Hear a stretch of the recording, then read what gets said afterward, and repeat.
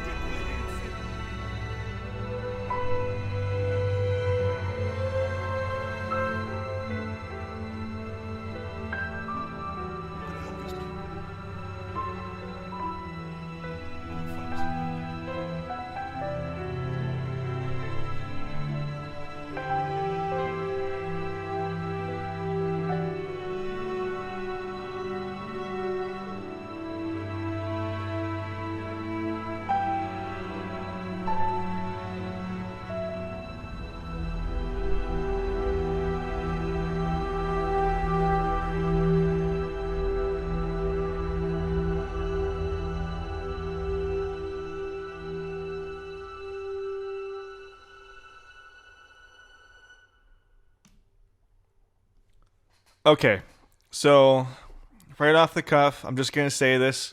I like this library. I like this library a lot, and Spitfire Audio has yet to put something out that I've purchased that I have not liked. They just have it, in my opinion. Quick disclaimers, not really disclaimers, just for your information. I'm using the Native Instruments Noir piano. I'll link that in the description if you like that piano sound. I'm also using Albion 5 for all the wind instruments because I really like Albion 5's winds. They're very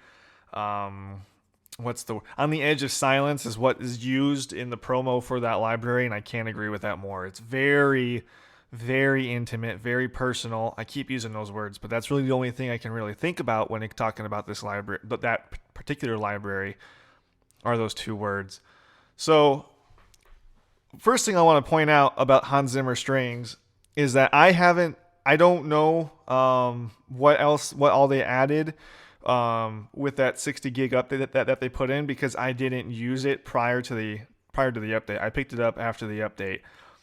And I did get it at the promotion price, which is going until the 31st of December.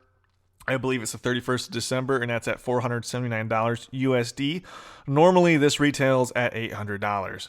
So, one thing I do want to say that I think stood out to me on first pull of this library would be the interface. It's not using the native instruments interface that Spitfire usually uses. They're using their interface like you would see with the Labs instruments.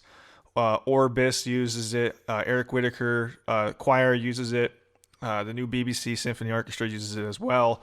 And this is a really clean, really pretty interface. I think this is one of Spitfire's biggest strengths is they get who is using their stuff. For me personally, even if you are extremely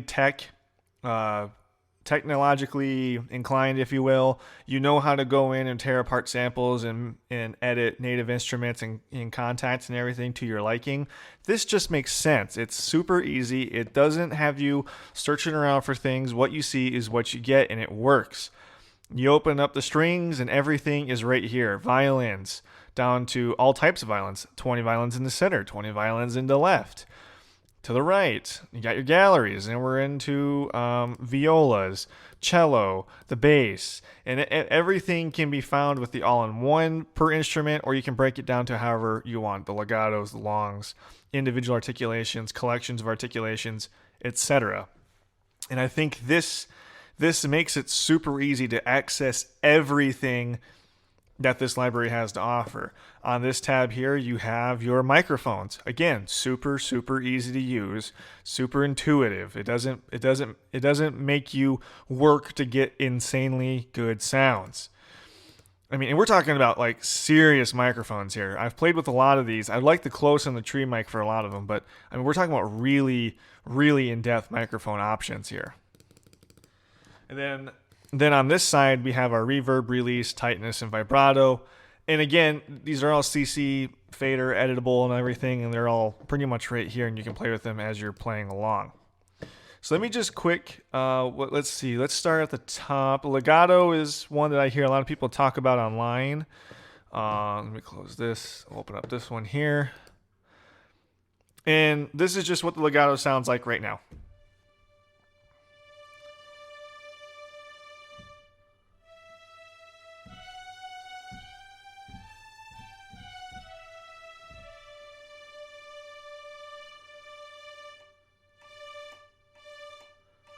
It's pretty broad range of dynamics there. One thing I did like that they also added is if you go up to the setting tab right here, you can change your velocity range from full velocity range to velocity map to dynamics. I didn't play with these two, but I did use this one for a number of these tracks that I use, and basically the velocity maps itself to the dynamics. So if your velocity is all the way down, you hear nothing. If your velocity is all the way up, it's super loud, and that makes it really fun to play with and really good to get like really strong automation.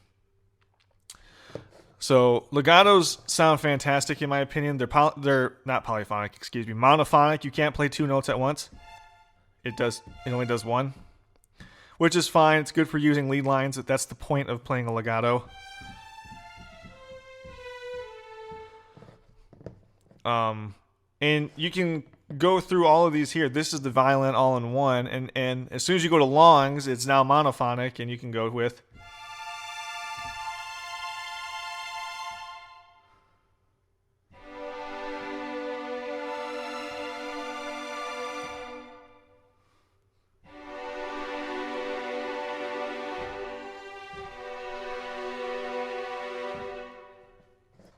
very real sounding.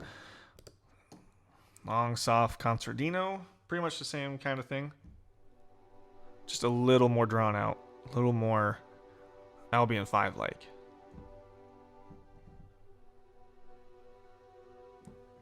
And so on and so forth. One thing that I really like about it is the amount of articulations that they did give you for each instrument. Like you have your shorts. And then con legno. Very quiet, very quiet. The Bartok pizzicato.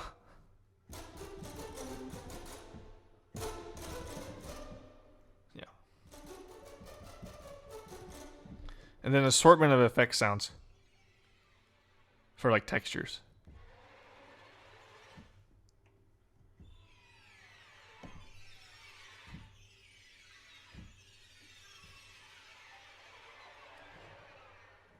that's pretty neat. Moving forward, we went to I used the long concertino for this lead line or this texture line with the viola. Again, you're gonna get the same sort of textures across all stringed instruments. They just kind of sound different because of their ranges. There's also some different ones as well, and we'll go about that in a second. But like the viola sounds exceptionally great.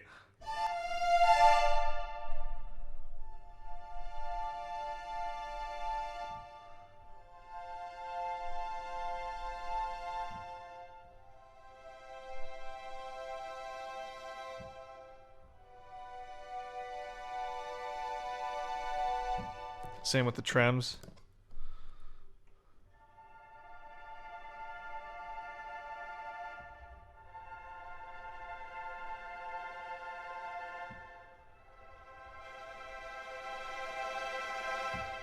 Take it all the way up. I mean, it gets really intense. Harmonic trims.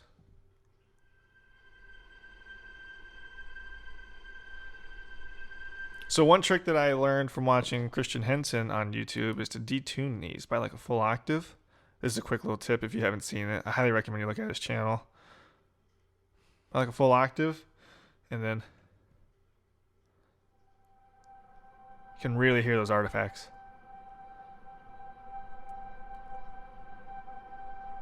That's really cool. Pull that back up.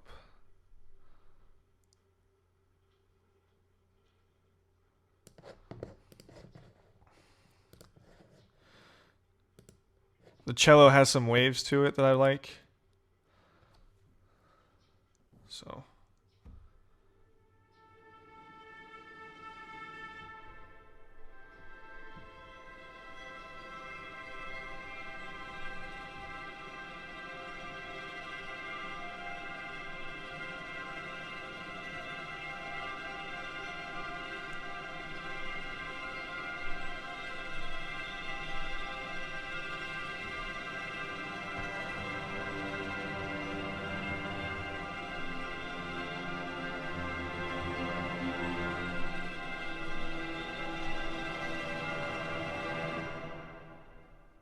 really, really nice. Really nice.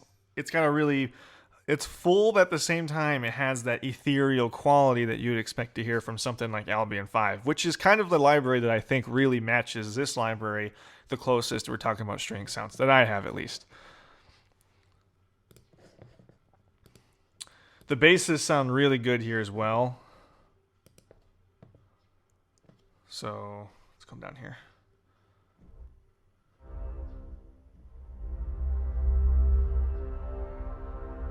That sol pot sounds amazing.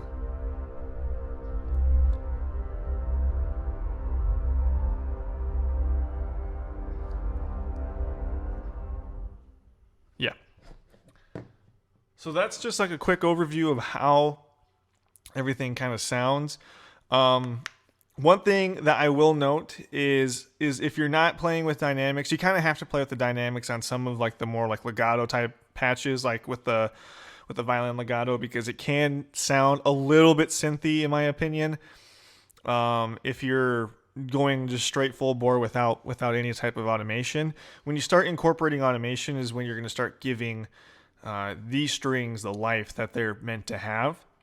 And if you leave it as is, they do kind of sound a lot synthier than what you would expect from like BBC Symphony Orchestra or any of their other more expensive string libraries. That being said, is it worth the money? So I kind of thought about this for a long time because I know, admittedly, I am a huge fan of Spitfire Audio. Almost all of my reviews on my channel so far are from Spitfire Audio because I do spend a lot of my own money on this company because I just really like what they're doing. I would say this. If you have something like the BBC Symphony Orchestra or any of their other chamber libraries or symphony libraries, like their full feature orchestral libraries, Hans Zimmer strings maybe not be for you because you already have what this has. This is a very, very specific sound. It sounds a lot like Albion 5 to my ear at least. If it sounds different to you, by all means, please let me know in the comments. And I feel like if you're looking for a full-featured string library because you don't have a full-featured string library and you're using something like Albion, which is more of a collection than an encyclopedic take on strings, then by all means get Hans Zimmer strings if you want Hans Zimmer strings, or if you want BBC SO or any of the other ones. If you already have their more expensive libraries that have a full suite of strings, Hans Zimmer strings might not be for you. And that's perfectly fine. That's kind of the beauty of what Spitfire Audio does. They give you all these options. That way you can kind of find what you like and what you want to use, and you can use that without having to go down one road like some people would think other companies do. That being said, is it worth the money? Now, the introductory offer closes out, I want to say, next week. I believe it's the 31st. At $479, I think absolutely 100% yes, it is worth the money. At $800, though, I don't know. And I'm going to say this, and I'm not saying this critically of Spitfire Audio. This library is amazing, and I love this library. But at $800, you're really close. If you save your money for a little bit longer, you can get BBC SO, which is a full orchestra instead of just a full string library. At that price point, you're in the range of being able to buy chamber strings or studio strings or BBC SO or any of these other full-featured libraries that have your horns and your winds and your percussion and everything like that. I meant to say chamber orchestras and studio orchestras and stuff like that. So ultimately, I want to say this comes down to preference. If you really like the Hans Zimmer sound, if you really like this library's sound, and you already have really good horns and really good winds, and you want to spend $800 on this library by itself, then I think you're still going to get what your money's asking for. If you're coming off of these Albion collections, which are collections, and they don't have individual string sets and individual instrument sets, and they favor more articulations, but you want individual instrument sets, maybe saving money for BBC SO or any of the other ones that they have on there might benefit you. It may benefit you. I think this ultimately comes down to user preference. And I know that's not like a yay or a nay that a lot of review channels are going to want to give out and do give out. Like, yes, definitely buy this. No, don't buy this. I think this is one that you have to do your research on. I think you have to sit down, watch the videos. If you know somebody that has it, maybe get your hands on it, see if you can play around with it and see how you like it, and then make an informed decision, because $800 is a lot of money.